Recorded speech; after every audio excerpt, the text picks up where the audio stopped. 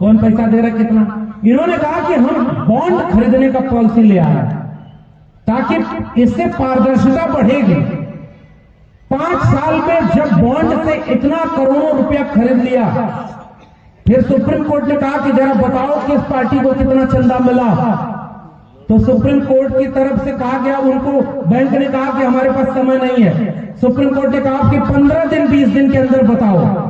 जब कड़ा फैसला लेने का वक्त आया तो सारा बॉन्ड देकर के पता चला कि जिससे चंदा लेना था, वो जिससे इलेक्टोरल बॉन्ड में चंदा लिया, उसी को सरकारी धंधा दिया। भूल गए कि याद है? भूल गए होंगे, आपको नहीं पता होगा, क्योंकि रोज धर्म खतरे में होता है तो टीवी पर धर्म चलता है, मस्जिद के नीचे से। अरे देश की जनता का बुनियादी सवाल कहां है, इस पर तो टीवी में बात होती नहीं। और हमारे लोग इतने कमजोर होते हैं कि उनको भूल जाने की बीमारी सबसे ज्यादा होती है। भूल गए कि नहीं इलेक्टोरल बॉन्ड के नाम पर चोरी सबसे ज्यादा किसने किया था? तो भ्रष्टाचार सबसे बड़ा वो पता चला कि नहीं पता चला? इसका मतलब झूठ बोल करके। फिर भी मैं कहता हूं इस देश में बड़ा खतरा ये नहीं है। इस देश के ऊपर इमरजेंसी लगाई गई, देश लड़ करके फिर से वापस खड़ा होगा। इस देश के लोकतंत्र को कमजोर करने के लिए कई जगह सरकारें गिनाई गई, कई जगह सरकारें गिरा दी गई, जनता फिर से लड़ करके सरकार बना लेती है। लेकिन सबसे बड़ा खतरा इस देश के संविधान के ऊपर आया। 2024 के चुनाव में कौन बोला था कि अब की बार 400 सीट चाहिए ताकि देश के संविधान को बदलना है? सबसे बड़ा खतरा यहां है। अगर संविधान यही रहेगा तो ये कार्यक्रम हो पाएगा क्या? सच ईमानदारी से बताइए, जोर से बोलिए। अगर संविधान नहीं रहेगा, बगल में खेत में 2 पटदार का झगड़ा हो जाए, लाठी चल जाए, आप किसके पास जाते हो? थाना में जाते हो, पुलिस के पास। पुलिस के पास कहते हो कि इसने हमारा जगह घेर लिया, इसके ऊपर मुकदमा करना है, इसने हमको मारा है। दूसरा आदमी अपना पक्ष रखता है। पुलिस के पास किस हक से जाते हो? संविधान के हक से। संविधान नहीं रहेगा, आप पुलिस के पास जाओगे तो पुलिस पूछेगी हमसे क्या मतलब, तो आप क्या करोगे? आपको कोई मारे पीटे, आपको बचाने वाला कौन है? ये पुलिस किससे चलती है? संविधान से चलती है। न्यायपालिका किससे चलती है? आप जज के सामने खड़े होते हो तो आप जज के सामने अपने वकील से कहलवाते हो कि हमारे साथ गलत हुआ है, तो न्याय चाहिए। अगर संविधान नहीं रहेगा तो जज कोई रोकने वाला है कि वो न्याय करे या न करे? हो सकता है जज भी न रहे, एक राजा हो, वही पुलिस है, वही न्यायाधीश है, वही मीडिया है, वही सब कुछ है। बताओ पहले राजतंत्र में यही होता था कि नहीं? राजा ही सब कुछ होता था कि नहीं? राजा के राज में कोई न्यायाधीश थोड़े होता था। राजा जिसको चाहता था न्याय देता था, राजा जिसको चाहता था सजा देता था, और राजा जिसको चाहता था अनाज देता था, और राजा जिसको चाहता था उसके ऊपर टैक्स लगाकर उसका सब कुछ छीन लेता था। और राजा के खिलाफ प्रजा बोल पाती थी क्या? संविधान ने प्रजा को जनता बनाया है। We the people of India, यानी हम भारत के लोग मिलकर के अपना राजा चुनेंगे। अब राजा रानी के पेट से पैदा नहीं होगा, जनता के वोट से पैदा होगा। इसलिए संविधान हमारी आत्मा, संविधान हमारा रक्षक है। संविधान नहीं था तो कोई वोट देकर अपना राजा चुनता था क्या? आज तो आपके पास वोट डालने के अधिकार है। मुखिया से लेकर के प्रधानमंत्री तक आपके वोट से चुना जाता है। हालांकि यह अलग बात है, आजकल मशीन में वोट कहीं डालो जाता है, और पता नहीं आप लोग की तरफ ये सब चर्चा है कि नहीं है?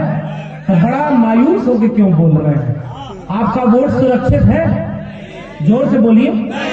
आपको भरोसा है कि आप जिसको वोट देते हैं वही जाता है? आपको भरोसा है कि आपका वोट सही गिना जाता है? जिस देश में लोकतंत्र में जनता को अपने वोट का ही भरोसा नहीं, लोकतंत्र कैसा है? और लोकतंत्र चल रहा है?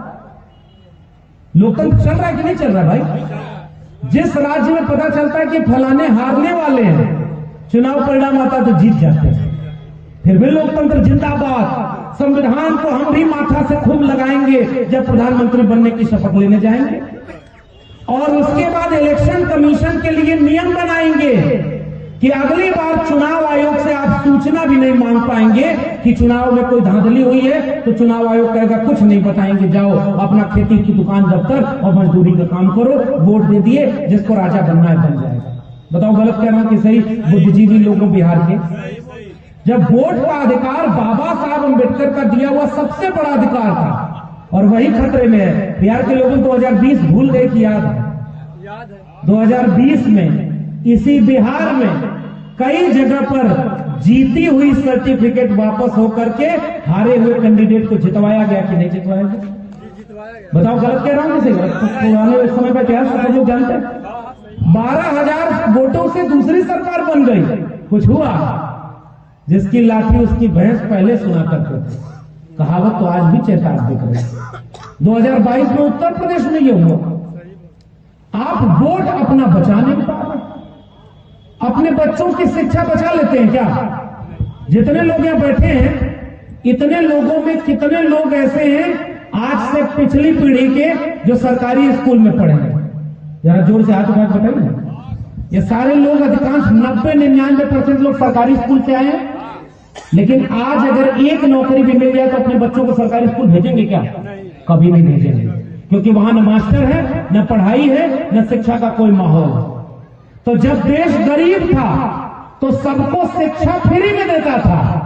आज देश दुनिया की 5वीं अर्थव्यवस्था बन गया, शिक्षा देने का पैसा ही नहीं, नई शिक्षा नीति से शिक्षा बेच दिया। अब 5 ट्रिलियन इकोनॉमी वाला देश। मैं डीयू में, दिल्ली यूनिवर्सिटी में 14 साल प्रोफेसर था। 2010 में जब मैं वहां गया तो जिस कोर्स की फीस 4,000 रुपए थी, आज उसी कोर्स में एडमिशन के लिए 40,000 तक फीस बढ़ गई है। 15 साल में 10 गुना फीस महंगी हो गई। कोई एक आदमी यहां हाथ उठा के बता दो जिसकी 15 साल में आमदनी दुगनी हो गई। अगर आप बिजनेस व्यापार कर रहे हैं और वो भी थोड़ा दाएं बाएं कर लेते हैं, तभी आपकी आमदनी दुगनी हुई होगी। सही बात कह रहा हूं कि नहीं? सरकारी नौकरी वालों की किसी की सैलरी दुगनी हुई क्या? आपका तो पे कमीशन भी आ रहा है कि नहीं आ रहा है पता नहीं। आजकल कफन पे भी 18% जीएसटी का टैक्स लग गया है। अभी 2 दिन पहले मुख्यमंत्रियों की बैठक में वित्त मंत्री ने घोषणा किया कि अब कफन पर जीएसटी घटाया जाएगा। अब कोई अगर मरे तो उसको मरने के बाद टैक्स नहीं देना पड़ेगा। ये बड़ा महान काम इस देश में अब हुआ। और गाड़ी खरीदने जाएंगे मर्सिडीज बेंज महंगी, तो 9% जीएसटी देना पड़ेगा। कलम खरीदने और ट्रैक्टर खरीदने जाएंगे तो 27% जीएसटी देना पड़ेगा। जिस देश में राजा अनपढ़ होता है, कलम और किताब पर भी टैक्स लगा देता है ताकि पढ़ाई जनता से दूर हो जाए और लोग मानसिक रूप से गुलाम हो जाए। नई शिक्षा नीति में क्लास बना है और बिहार के लोगों गांव-गांव ये बात हम और आप नहीं समझाएंगे तो बताएगा कौन? क्लोजर और मर्जर की पॉलिसी बनी। जिस स्कूल में बच्चे एक निश्चित संख्या से कम होंगे वो सरकारी स्कूल बंद कर दिया जाएगा, क्लोज, यानी दूसरे सरकारी स्कूल में मर्ज कर दिया जाएगा, यानी मर्जर।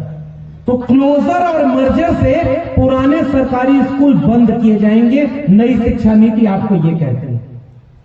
नई शिक्षा नीति आपको ग्रेडेड ऑटोनॉमी देने के साथ फाइनेंशियल ऑटोनॉमी देती है। हिंदी में इसका मतलब क्या है पता है? पहले सरकार पैसा देती थी कि शिक्षा सबको मिले। अब सरकार स्कूलों और विश्वविद्यालयों से कह रही है कि आपको हम 3 कैटेगरी बनाएंगे और आप एक कैटेगरी में जाइए तो आप अपने से अपना पैसा जनरेट करिए और सरकार आपको शिक्षा देने के लिए पैसा नहीं देगी। ग्रेडेड ऑटोनॉमी, फाइनेंशियली आप इंडिपेंडेंट हो जाओ। जमुई में एक डिग्री कॉलेज होगा सरकारी, आसान भाषा में समझिए। डिग्री कॉलेज को कहा जाएगा 1 साल का खर्चा कितना है? 10 करोड़ रुपया मान लीजिए, 1 करोड़ रुपया मान लीजिए। और आसान भाषा में 1 साल में डिग्री कॉलेज का खर्चा 1 करोड़ रुपया है। अब तक क्या होता था? 80 करोड़ रुपया 80 लाख रुपया केंद्र सरकार देती थी, 20 लाख रुपया बिहार सरकार दे रही है, और आपके इलाके का डिग्री कॉलेज गरीबों को, कमजोरों को, दुखियों को, लाचारों को, किसानों मजदूरों के बच्चों को मुफ्त में शिक्षा देने का काम कर रहा है। यही ना दिया था भाई, सरकारी स्कूल में फीस 10 रुपया हुआ करती थी, गरीब कमजोर का बच्चा जाके पढ़ाई करता था। ग्रेडेड ऑटोनॉमी से न्यू एजुकेशन पॉलिसी कह रही है ग्रेजुअली अब 1 करोड़ रुपया उस सरकार के सरकारी विद्यालय को खुद से जनरेट करना होगा। तो सरकारी विद्यालय के पास पैसा कमाने का सोर्स क्या है? जोर से बोलिए। बच्चों की फीस, जोर से बोलिए ना, सही बोले ना भाई। किसी स्कूल, कॉलेज या यूनिवर्सिटी के पास पैसा आता कहां से है? बच्चों की फीस से। जाता कहां है? मास्टर की फीस में, कर्मचारी की फीस में और बच्चों के पढ़ाई के सामान में। ठीक। अब जब पैसा आएगा नहीं सरकार से तो पैसा आएगा बच्चों की फीस से। तो जो फीस 10 रुपया थी, जोर से बताइए कि 1 साल की फीस 10 लाख होगी कि नहीं? अगर 10 लाख नहीं होगी तो 1 करोड़ रुपया आएगा कहां से? आमदनी बढ़ाने के लिए बच्चों की फीस महंगी होगी और खर्चा घटाने के लिए मास्टर का संख्या कम होगी। इसलिए संविदा पर मास्टर रखा जाएगा, ठेके पर प्रोफेसर रखा जाएगा। कुछ लोगों ने फोन किया और सर ने जब बोला कि आपको आना है तो कुछ लोगों ने कहा अपनी किताबियां जरूर ले आइएगा, प्रोफेसर की डायरी। तो 20-30 तो किताब थी वहां पटना में जगह रखी थी, मैं गाड़ी में ले आया हूं, मन करे तो पढ़िएगा। अभी खत्म होगा कार्यक्रम तो किताबियां हमारी खरीदिएगा। मैं पटना में कार्यक्रम किया और उदय नारायण सर वहां उस कार्यक्रम में मौजूद थे। उस किताब के ऊपर कार्यक्रम करके मैं देश भर को यही बताना चाह रहा था, मेरे देश के गरीबों, कमजोरों, किसानों, मजदूरों, तुम्हारे बच्चों की शिक्षा बेच दी गई है, वो अंबानी और अडानी की गुलाम बना दी गई है। इसलिए यही बात कोई प्रोफेसर लक्ष्मण यादव कहता था तो उसको नौकरी से निकाल दिया और सोचते थे कि डर जाएगा। क्यों नौकरी से निकाला? एक लाइन का मेरा जवाब था। उनका मतलब था कि ये जो बोले मेरी मर्जी के मुताबिक बोले, नागपुर की शाखा का बोले। हमने कहा कि मेरे लहजे में जी हजूर न था और कोई मेरा कसूर न था। हमने उनकी जी हजूरी नहीं कबूल की। अरे इलाहाबाद यूनिवर्सिटी का गोल्ड मेडल मैंने पाया अपनी मेहनत के दम पर, बाबा साहब के संविधान पर। पढ़ने का कलम और किताब हमारे पुरखों ने जब हाथ में दिया तब जाके हम शिक्षा तक पहुंचे और यूनिवर्सिटी टॉप किया। अपने दम पर यूनिवर्सिटी में प्रोफेसर बने और आज तुम कहते हो कि सरकार के खिलाफ बोलोगे तो नौकरी छीन लेंगे। अरे ऐसी नौकरी को हम ठुकराते हैं क्योंकि गुलामी हमारे पुरखों ने सिखाई ही नहीं है, इसलिए हम आपके बीच में खड़े हैं और अपने दम पर यहां तक आए। भीख मांगकर गुजारा नहीं करेंगे, 1000 रास्ते हैं जिससे मेहनत करके अपना पेट पाल लेंगे, लेकिन कभी भी उन सत्ता के सामने वालों के सामने झुकने को हमने कबूल नहीं किया। इसलिए हम आपके बीच में खड़े और सोचते थे कि नौकरी से निकाल देंगे तो डर जाएगा, चुप हो जाएगा। हाँ, मेरा परिवार कहता है कि हमें डर लगता है जब तुम्हें फोन करके कोई धमकाता है कि मत बोलो वरना तुमको गोली मार देंगे, मत बोलो वरना तुम्हारे ऊपर मुकदमा कर देंगे, तुम सरकार से सवाल मत पूछो वरना तुम्हारे ऊपर हम हमला करवा देंगे। मैं सोचता हूं ये बिहार की जमीन है, तथागत पुत्र यहां पैदा हुए, ये महावीर की जमीन है, गुरु नानक के देश है, ये संत कबीर का देश है, संत रविदास का देश है। और बिहार के लोगों, बहुत पुराना इतिहास छोड़ दो, बिंदेश्वरी प्रसाद मंडल इसी बिहार के थे, मुख्यमंत्री बने तो किसी ने कहा कि गंगा में आग लग गई है। जिस दिन मैंने ये किताब में पढ़ा उस दिन बिहार के लोगों को गांव-गांव समझाना, और खासकर जरा जो यादव बिरादरी के कुछ लोग हैं जिनके लाठी में लगता है इतनी ताकत हो जाती है कि कभी कभी गलती से वो लाठी आती पिछड़ा और दलित के ऊपर चलाने लगते हैं। मैं तो उनसे कहता हूं कि अगर आपकी लाठी में ताकत है तो अपने से ताकतवर पर चलाओ ना, अपने भाई कमजोर के ऊपर क्यों चलाते हो? अब तो एक होने का वक्त आ गया है, इसलिए सबसे पहले मैं अपने लोगों को एक होने का गुजारिश कर रहा हूं। आपकी लाठी में दम था तो बिंदेश्वरी प्रसाद मंडल की लाठी किसी कमजोर पर चली क्या? वो ताकतवर एक सामंती सदन में खड़ा होकर बोला कि बीपी मंडल शूद्र मुख्यमंत्री बन गया तो गंगा में आग नहीं लगेगी तो क्या होगा? बिंदेश्वरी प्रसाद मंडल खड़े हुए, उन्होंने बोला कि देखो गंगा में आग तो तेल रिसने से लगी, क्योंकि वहां यातायात होता था तो जो जहाज जाता था उसका तेल रिस गया तो उसमें आग लग गई। तो उन्होंने कहा कि गंगा में आग तो तेल रिसने से लगी है, लेकिन हमारे किसान कमेरा के मुख्यमंत्री की कुर्सी पर पहुंचने से तुम्हारे सीने में जो आग लगी है, इसे मुझे और लगाना है ताकि मैं बराबरी का समाज बना सकूं। डर गए थे क्या बीपी मंडल? बीपी मंडल को कम गाली दी गई। इसी बिहार की जमीन पर नाई समाज का एक बेटा 10वीं की परीक्षा पास करता है। बिहार के नौजवानों, जरा गांव गांव इस कहानी को बताना। 10वीं की परीक्षा एक नाई समाज का बच्चा पास करता है। उसके पिता अपने इलाके के एक सामंती के पास ले जाते हैं कि पढ़ाई बड़ी महंगी है, उसको बताते हैं, और गोकुल नाई, और वहां पर जाकर के वो कहते हैं कि हमारा बच्चा वो आपसे कुछ कहने आया है। 10वीं मैट्रिक पास हुआ बच्चा कहता है कि हम मैट्रिक पास कर गए, तो सामने से आवाज आई कि मैट्रिक पास कर गईला, आवा गोड़ दबाओ, पैर दबाओ। जो मैट्रिक पास किया, चूंकि नाई समाज का बेटा था, इसलिए एक सामने से आवाज आके कहती है कि आओ पैर दबाओ, तुम्हारी जगह मेरे पैर में है। वही बच्चा संघर्ष करता है, लड़ाई लड़ता है, बिहार का एक दिन मुख्यमंत्री बनता है, और वही कर्पूरी ठाकुर 12वीं तक की पढ़ाई को मुफ्त कर देता है कि अगली बार किसी कुम्हार, लोहार, नाई, बोची, बढ़ई, निषाद, मल्ला के बच्चे अगर जेब में पैसा नहीं है तो पढ़ाई से वंचित न रह जाए। ऐसे कर्पूरी ठाकुर को गाली दी गई कि नहीं दी गई? बताओ बिहार के लोगों, गरियाया गया कि नहीं? आरक्षण कहां से आई? कर्पूरी की मां। उसके आगे बोल भी नहीं सकता मैं। मेरे उत्तर प्रदेश में मुख्यमंत्री थे राम नरेश यादव, और यादव लोगों जरा देखो गाली देने वाला कौन? कि आरक्षण दिल्ली से चमड़ा भेजा संदेश, बार बनावा कर्पूरी और भैंस चरावा राम नरेश। गाली दिया कि नहीं दिया? अहिर गड़गिया कुर्मी चोर, घर सारे का तंगरी तोड़। किसकी बुद्धि घुटना में? किसकी बुद्धि 12 बजे के बाद खुलती थी? कौन सामने पड़ जाए तो जतरा बिगड़ जाता था? कौन सामने पड़ जाए तो उसको देख करके शुभ काम बिगड़ जाता था? जितने 90% कमेरा लोग हैं, उनकी जातियों के नाम पर गाली किस समाज ने बनाई? किसी मुसलमान ने बनाई थी क्या? जोर से बोलना।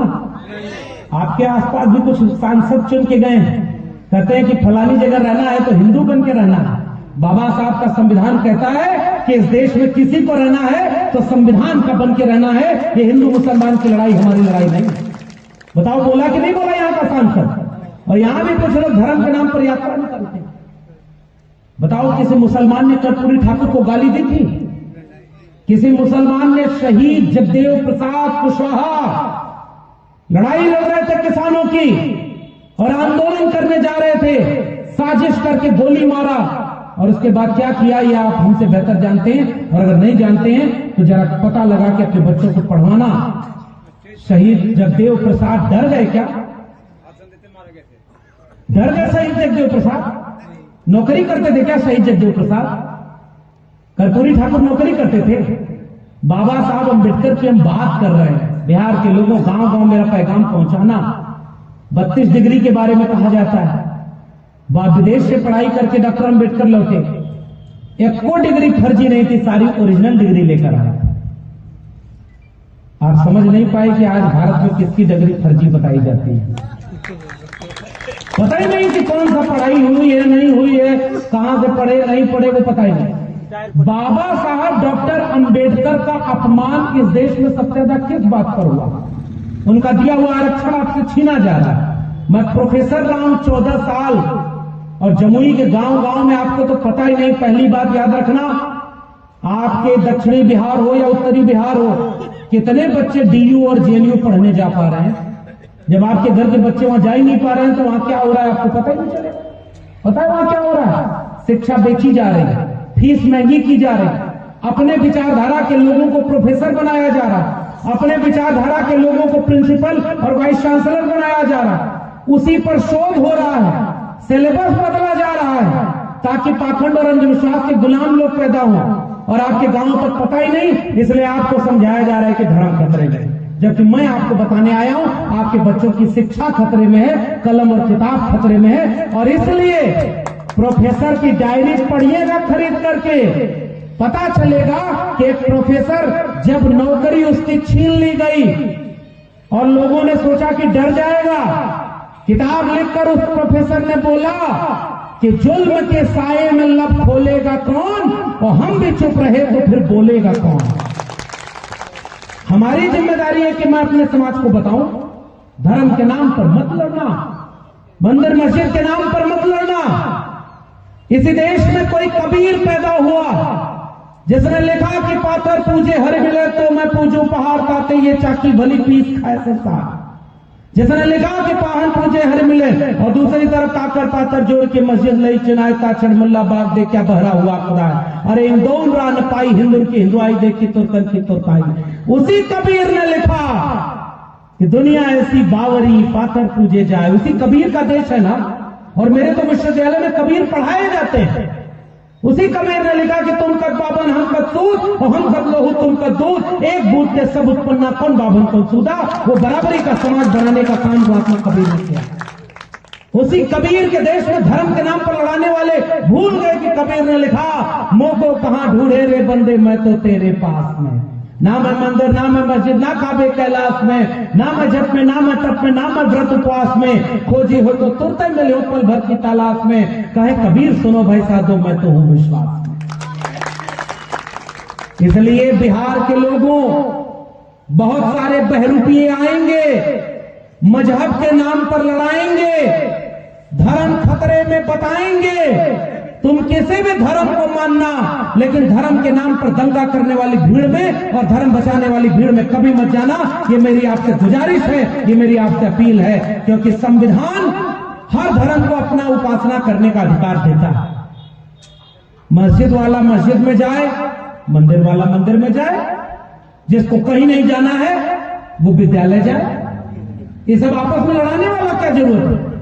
इसलिए बिहार ऐतिहासिक मोड़ पर खड़ा है। बिहार के लोगों 1990 के पहले इसी बिहार में, और मैं चूंकि यूपी का हूं तो मैं भी जानता हूं, 90% आबादी जिसकी बताते हो, सामने आज उसका बच्चा घोड़ी पर चलकर दूल्हा बनकर नहीं जा पाता, पुलिस लगानी पड़ती है, तब एक 90% कमेरा का बच्चा दूल्हा बनकर घोड़ी पर जा पाता है। बताओ गलत है कि सही है? बताओ गलत है कि सही? खटिया पर बैठने पर मारा जा रहा है कि नहीं? आज अभी पुराना माहौल फिर से लौट रहा है कि नहीं 90 के पहले का? और अगर एक बार मौका और चूक गए तो 90 के पहले का बिहार अगर लौट ना आए तो कहना कि लक्ष्मण यादव गलत कर गया। पहचानो जो आपके बच्चों को रोजगार देने की बात करे। पहचानो उस नेता को, पहचानो जो स्कूल कॉलेज और विश्वविद्यालय की बात करे। उस नेता को पहचानो जो संविधान को बचाने की बात करे।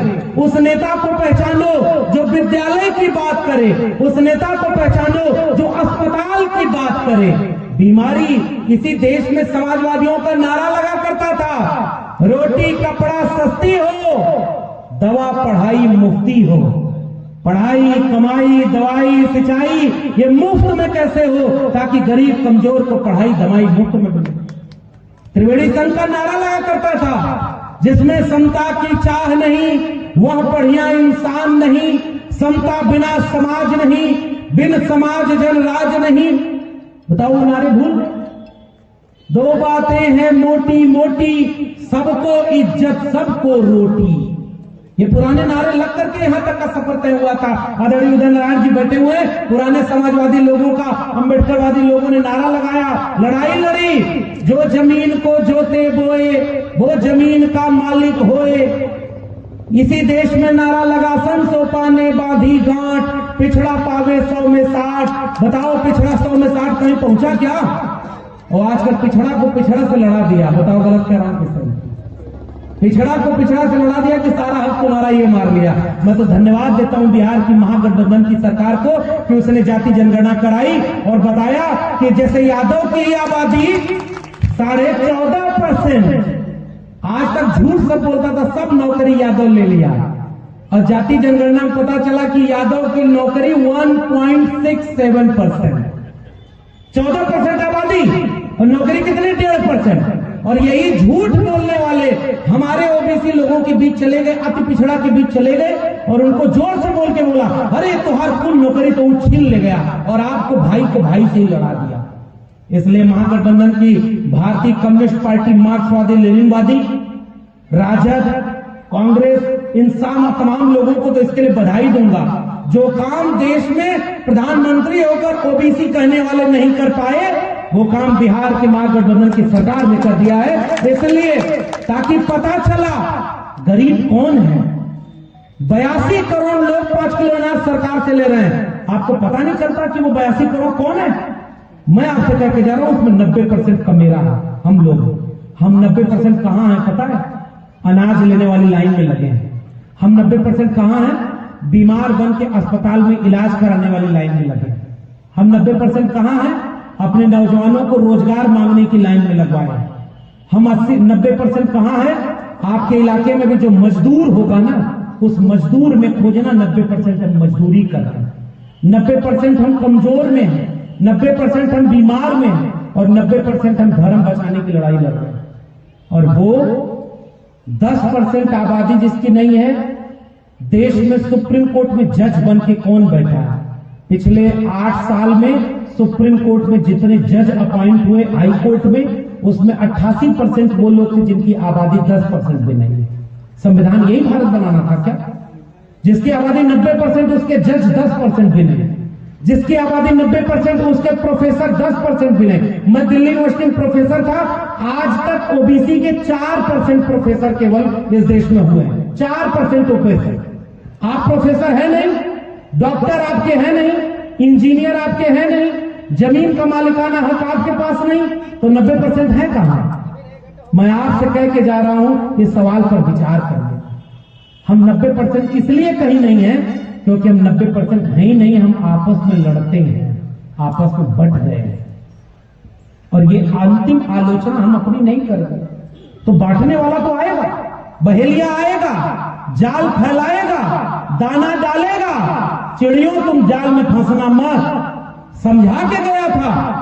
चिड़िया यही गाना गाने लगी और गाना गाते गाते लालच नहीं रोक पाई और कुर्सी की लालच में पलट करके उसी जाल में फंस गए। बताओ समझदार को इशारा काफी क्यों नहीं? कुर्सी की लालच इतनी बड़ी नहीं होनी चाहिए कि बार बार पलटी मार करके वहीं जाना पड़ जाए, जो संविधान की बात बदलने की करे। बताओ संविधान को बदलने वालों के साथ खड़े होने वाले लोग, इस देश को दंगे की आग में झोंकने के साथ खड़े होने वाले लोग, क्या आपके बच्चों के भविष्य के हितैषी हैं क्या? इसलिए मैं आपसे गुजारिश करते जा रहा हूं बिहार के लोगों, इस बहेलिया आएगा, जाल फैलाएगा, दाना डालेगा। देखो तुम्हारे जाति का हमने सांसद खड़ा कर दिया, देखो तुम्हारी जाति का विधायक खड़ा कर दिया, इसको वोट दे देना। मेरे लोगों, इस बात को याद रखना, अपना वैचारिक दुश्मन पहचानो और अपना वैचारिक मित्र पहचानो। आपका विचार कबीर, रैदास, पलटू दादू, भीखा बुल्ले शाह, बाबा फरीद का विचार है। आपका विचार बिरसा मुंडा का है, जयपाल सिंह मुंडा का है, अब्दुल कयूम अंसारी का है, आसिम बिहारी का है। आपका विचार जगदेव बाबू का है, महामना रामस्वरूप वर्मा का है और बीपी मंडल का है। आपका विचार भारत के संविधान और मंडल कमीशन का विचार है। इसलिए एकजुट रहिएगा, एक साथ रहिएगा, बटिएगा मत, वरना एकजुट रहने के बाद अगर ये लड़ाई हम नहीं बचा पाए तो ये फिर आगे आने वाला मौका नहीं मिलेगा। बहुत वक्त हो गया, आप सुबह से आए हैं और मैं फिर से कह रहा हूं, आयोजन समिति में जितने लोग शामिल हैं एक बार उनसे पूछिएगा, एक एक व्यक्ति कैसे 1-1 रुपया जोड़ करके एक कार्यक्रम करते हैं। ऐसे कार्यक्रम गांव गांव करिए और हर घर में जब तक आपको क्षमता हो, 4 लोग भी बैठे हो तो वहां भी एक छोटा सा बैनर लगा के संविधान की परिचर्चा करिए और लोगों को जोड़िए, हर जाति बिरादरी के लोगों को साथ बैठाइए, मोहब्बत और प्यार बनाइए। मोहब्बत बचेगी तब हमारा भविष्य बचेगा, मोहब्बत बचेगी तो संविधान बचेगा। इसलिए आज आपके ऊपर जिम्मेदारी में छोड़कर जा रहा, निवेदन के साथ ये कार्यक्रम यहां खत्म नहीं हो रहा, ये कार्यक्रम यहां से शुरू हो रहा है और तब तक चलेगा जब तक संविधान बचाने की लड़ाई आगे लड़ना होगा। इसलिए मैं बहुत धन्यवाद करता हूं आदरणीय उदयनारायण चौधरी जी का। हमेशा हिम्मत और मनोबल मिलता रहता है। इस तरह के मनोबल और हिम्मत के साथ बाबा साहब अम्बेडकर के संविधान को बचाने की लड़ाई में इस समय हम मिलकर के मोहब्बत और प्यार के साथ रहेंगे। कभी भी हाथ में त्रिशूल तलवार और कोई नफरत की चीज मत पकड़िएगा। अपने बच्चों के हाथ में कलम पकड़ाइएगा।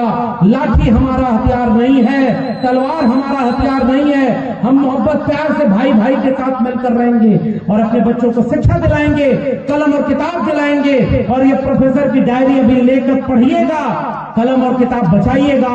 संविधान बचेगा तो हम बचेंगे, संविधान बचेगा तो शिक्षा बचेगी, संविधान बचेगा तो मोहब्बत अमन चैन बचेगा, संविधान नहीं बचेगा तो वापस मुट्ठी भर लोगों के हाथ में राज चला जाएगा। कर्पूरी ठाकुर जब किसी सभा में जाते थे तो आखिरी में कविता कहते थे, उठ जाग मुसाफिर भोर भई, अब रैन कहां जो सोवत है, जो सोवत है सो खोवत है, जो जागत है सो पावत है। बहुत बहुत धन्यवाद। जय भीम, जय मंडल, संविधान जिंदाबाद, उल गुलाम जिंदाबाद, इनकलाब जिंदाबाद।